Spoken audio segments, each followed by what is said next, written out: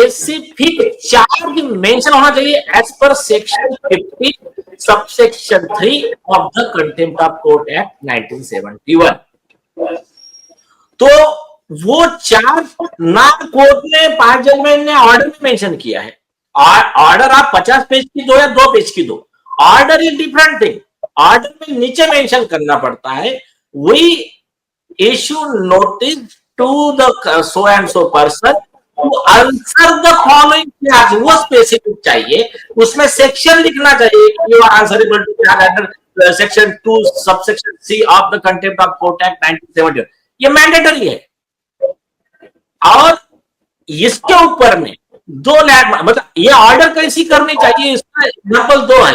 एक अर्चित गोयल करके है पंजाब एंड हरियाणा हाईकोर्ट का जजमेंट, और एक लेटेस्ट जजमेंट है पेरी कांसागरा का, जिसमें खुद जस्टिस ललित साहब ने हमारा आर्गुमेंट हुआ, हमारे आर्गुमेंट के बाद में एक दूसरा कंटेम्प्ट का उनका केस था, तो उन्होंने बाकायदा रजिस्ट्री से कहा था, उसमें हम प्रेजेंट है। उन्होंने कहा कि यस, ये जो कह रहे हैं ना बिल्कुल इसी नोटिस बनाना, ऑर्डर में चार्ज लिखूंगा मैं, वो नोटिस में रिप्रोड्यूस करना, ऐसा ऑर्डर में लिखा है सुप्रीम कोर्ट के। आप इसका इफेक्ट क्या होता है अगर ये शोकॉज नोटिस में अगर चार्ज नहीं है?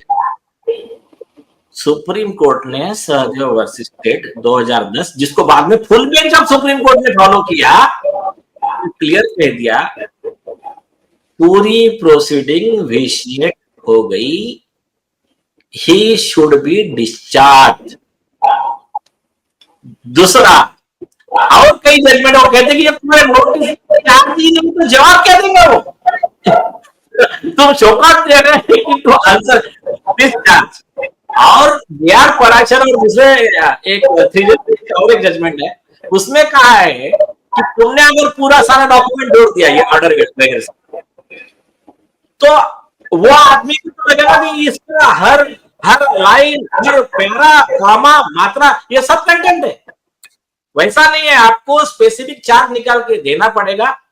और बॉम्बे हाईकोर्ट रूल्स है, बॉम्बे हाईकोर्ट का जो उन्होंने खुद अपने ऑर्डर में लिखा, और वो खुद ही, ठीक है जाने दीजिए जो किया अच्छा ही हुआ, छोड़ो। तो उस ऑर्डर में क्या लिख रहे कि रूल 9 के हिसाब से नोटिस निकालिए। तो रूल 9 में क्या लिखा है? The Bombay high court content rules, the person charge should be given notice in form 1। तो जिसको चार्ज फ्रेम होता है उसको नोटिस देती है, बिना चार्ज फ्रेम की कोई नोटिस नहीं रहती है। उसके आगे मैंने खुद बॉम्बे हाईकोर्ट फुल बेंच में विश्वास भांबुरकर का केस आर्ग्यू किया, उसमें भी वो विषय आया था कि चार्ज फ्रेम होने के बाद में जब व्यक्ति प्रेजेंट होता है कोर्ट में, तब उसकी प्ली रिकॉर्ड की जाती है कि आपको चार्ज मंजूर है या नहीं है। तो यहाँ चार्ज है ही नहीं, तो प्ली क्या रिकॉर्ड करेंगे? तो सुप्रीम कोर्ट के लॉ के विषय हो गया। अच्छा, एक इंपॉर्टेंट बात है सर कि कंटेम्प्ट ऑफ कोर्ट का जो प्रोसीजर है, उसका पहला कदम क्या होता है, दूसरा कदम क्या होता है, तीसरा कदम क्या होता है, चौथा कदम क्या होता है? हाँ, ये अच्छा सवाल पूछा आपने। ये कॉमन मैन के लिए और कई वकीलों के लिए भी फायदे का। मैं आपको एक बात और बता दूं, ये देश का दुर्भाग्य है। मैं बताता हूं,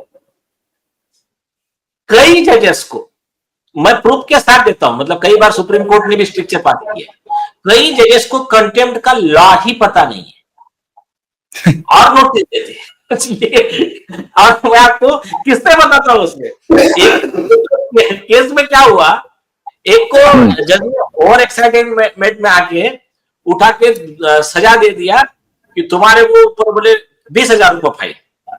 बालकृष्ण गिरी का कोर्ट में कंटेम्प्ट ऑफ कोर्ट में बोले 20,000 रुपये फाइन लगा दिया उसको, उनके ऊपर हो गया। और ऐसे कई जजेस है, किसने 1 लाख लगाया, किसने लगाया, मैटर गया सुप्रीम कोर्ट। एक बालकृष्ण गिरी का पुराना जजमेंट है और एक नया जजमेंट है अभी का लेटेस्ट का। सुप्रीम कोर्ट ने बोला कंटेम्प्ट ऑफ कोर्ट एक्ट 1971 में सिर्फ 2,000 के फाइन का प्रावधान है, 20,000 कैसा लगाया? तो तुमने लॉ के बाहर काम किया, वो सेट असाइड किया, बोले पैसे वापस करो उसके तो हाईकोर्ट में स्ट्रिक्चर पास किया। तो ये एक हो गया, चलो इसको बाजू में रखते हैं। मैं आपको प्रोसीजर बताता हूँ कंटेम्प्ट ऑफ कोर्ट का क्या है। दो टाइप के कंटेम्प्ट है, एक है सिविल कंटेम्प्ट और एक है क्रिमिनल कंटेम्प्ट। प्रोसीजर दोनों की सेम है, सजा दोनों की सेम है, लेकिन सिविल कंटेम्प्ट किसको बोलेंगे और क्रिमिनल कंटेम्प्ट किसको बोलेंगे, इसका डेफिनेशन है सेक्शन 2B में सिविल का और सेक्शन 2C में क्रिमिनल का। सिविल क्या है कि कोर्ट ने कोई आदेश दिया, कोर्ट ने आदेश दिया आशुतोष पाठक जी आप आदित्य ठाकरे के खिलाफ में रोज एक वीडियो बनाओ, जनता को मालूम होने दो, और आपने वो आदेश का पालन नहीं किया, तो ये हो गया सिविल कंटेम्प्ट। और क्रिमिनल कंटेम्प्ट का के टाइप्स कैसे है कि कोर्ट में प्रेजुडाइज करने के लिए, कोर्ट की प्रोसीडिंग को या तो इन्वेस्टिगेशन को प्रेजुडाइज करने के लिए, या विटनेस को डराने धमकाने के लिए, या तो फिर मतलब इवन एडवोकेट्स को भी थ्रेटन करने के लिए, ऐसे यह है कि जहां पर कोर्ट की प्रोसीडिंग को इंटरफेयर हो रहा है, फेयर ट्रायल को धोखा हो रहा है, यहां तक कि मीडिया ट्रायल को भी क्रिमिनल कंटेम्प्ट माना गया। जैसा नीलेश नवलखा के केस में कहा कि मीडिया वाले भी क्रिमिनल कंटेम्प्ट में दोषी रहेंगे, सुप्रीम कोर्ट के पुराने भी जजमेंट है। तो दो हो गए, सिविल और क्रिमिनल। अब प्रोसीजर क्या होता है? प्रोसीजर ऐसा है कि नॉर्मली सिविल में क्या होता है, सिविल में कोई परमिशन वगैरह लगती नहीं है कि मैं एक कोर्ट की ऑर्डर है वो नहीं मान रहे तो मैं उससे आहत हूं तो मैं लगा सकता हूं, जरूरी नहीं कि मेरे केस में हो, जनरल डायरेक्शन भी अगर है उसका भी उल्लंघन हो रहा है तो कॉमन मैन लग सकता है कंटेम्प्ट।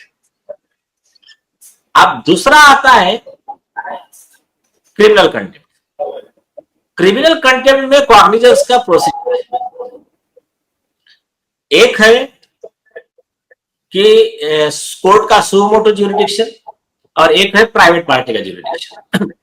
तो प्राइवेट पार्टी को अगर क्रिमिनल कंटेम्प्ट फाइल करना है तो उसमें उसको वो डायरेक्ट नहीं आ सकता कोर्ट में, उसको एडवोकेट जनरल हाईकोर्ट में या तो अटॉर्नी जनरल ऑफ इंडिया और सॉलिसिटर जनरल सुप्रीम कोर्ट में, ये दोनों की परमिशन लेकर पिटीशन फाइल करना पड़ता है। आप अगर पिटीशन परमिशन लेके परमिशन नहीं दिया तो उनको सो रिक्वेस्ट करना पड़ेगा, और उसमें सिर्फ चीफ जस्टिस कॉग्निजेंस ले सकता है। फिर जब मैटर आता है सपोज बेंच के पास, तो बेंच क्या करता है, बेंच के लिए इंस्ट्रक्शन है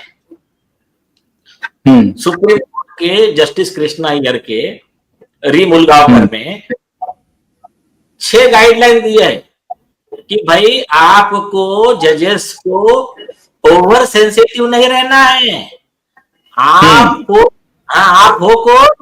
आप जनता की सेवा के लिए बैठे हो, आप बोले योगा वगैरह करो और हाइपर सेंसिटिविटी को आपको कम करो, या सुप्रीम कोर्ट के फुल बेंच के डायरेक्शन है जजेस को।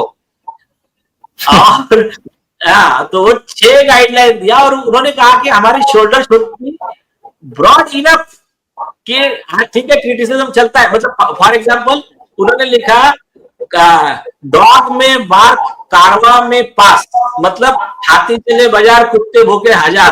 तो ऐसा वर्ड लिखकर कोर्ट ने बोला कि तुम यार हर छोटी छोटी चीज पे अगर कंटेम्प्ट लेना चालू करेंगे तो तुम्हारे को काम ही नहीं कर पाओगे, तुम ओवर सेंसिटिव मत बनो, और अगर आप उसको अवॉइड कर सकते हो तो ये इंस्टीट्यूशन के लिए आपके लिए अच्छा है एक।